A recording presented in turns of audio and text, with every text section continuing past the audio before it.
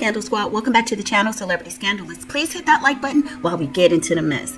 Y'all, today is day 3 of jury selection in the jury trial, but outside of the courtroom is more juicy stuff happening. Diddy's dirty dealings are being exposed. So we're hearing that one of the key witnesses to testify is a male Slex worker Diddy and Cassie had a freak off with back in the day, and his name is Jonathan Oddie. Now, allegedly, some critical evidence is being revealed that can bury Diddy. Did you hear me? I said bury him.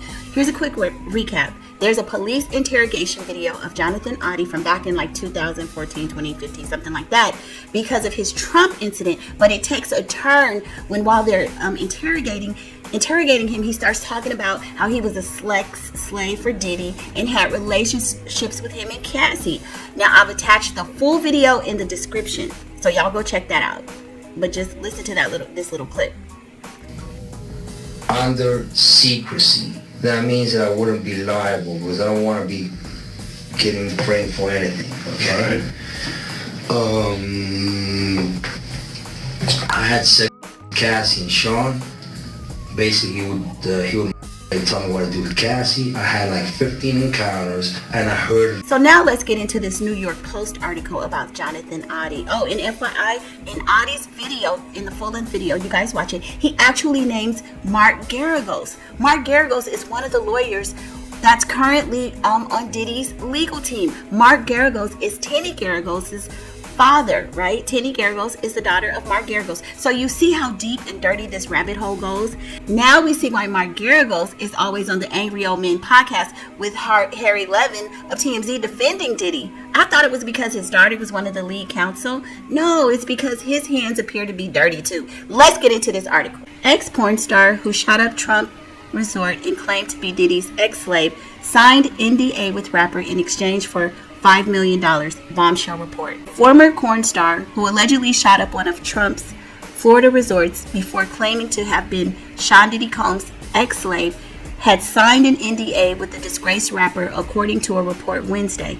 Jonathan Oddie was arrested in 2018 after he reportedly caught on camera carrying a U.S. flag and ranting about the president as he stormed into the lobby of the Trump National Golf Club before getting into a POW POW with the cops.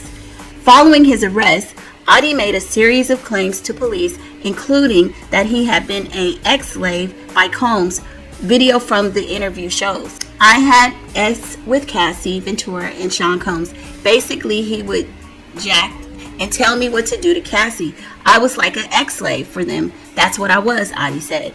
A picture of an NDA allegedly signed by Oddie and Combs in Miami in 2014 emerged Wednesday, seemingly backing up the former porn star's ties with the rapper who is facing trial for alleged abuse and trafficking. Oddie said he agreed to the NDA in exchange for $5 million, and it was signed around the same time that he divorced his wife, attorney Tanya Troutwine. She told the Daily Mail, which first published the document. The date of the contract was around the same time as our divorce. I almost feel like he divorced me because he came into all the money so that I wouldn't claim it, Troutwine said. But our lives were already going in different paths. I started feeling like a third wheel in someone else's life rather than a wife, she added. Oddie started to change after moving from his job as a stripper at bachelorette parties to becoming a porn star, Troutwine said. He met Diddy around this time at a party at the ultra-exclusive Star Island in Miami Beach, Troutwine believes. As Oddie spent less time with his wife, she believes he started partying more with Combs and Ventura. Diddy just has those radiant personalities, and I can tell he really enjoyed the attention, you know? He likes to be the king. Johnny would have played perfectly into that, she said. Troutwine decided to get out of the marriage after discovering Oddie was having an affair with a fellow porn star, she said. They had filed for divorce by August 2014, but were still on good terms. He kept on insisting that we sign the divorce paperwork, which I thought was very odd how he wanted to get things done so quickly, Troutwine said. It was only later that I found out he had signed this agreement. Oddie claimed he was making just $2,000 a month as a fitness trainer and had a net worth of negative $1,800 in the divorce documents.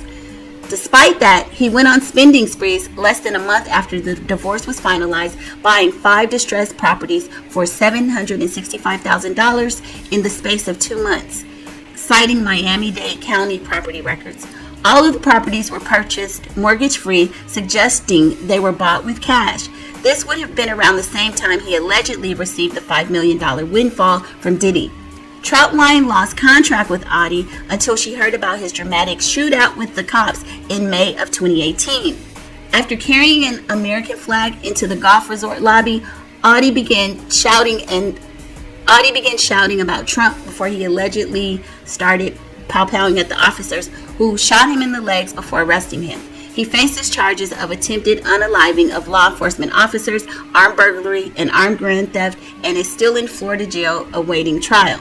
Oddie's apparent breakdown came just months before Cassie Ventura ended her relationship with Combs for good, Troutwine pointed out. I don't think it's a coincidence. So if any of this is true, that P. Diddy abused Cassie or was being aggressive, Johnny definitely would have softened that situation and would have tolerated the abuse instead. He would have tried to help the situation and not make Cassie feel bad about it. She said she has spoken to her ex-husband since his arrest and said that he had heard his interrogation video with police had resurfaced in the wake of the damaging allegations against Combs. He's scared, and I will expose him, Oddie said of Combs in his police interrogation. My settlement put me in a box. Basically, I couldn't talk because I was going to be sued. They kept following me. It isn't known who the they are in that Oddie video that he was referring to. Combs is alleged to have forced his victims into freak-offs, days-long activities involving male ex-workers.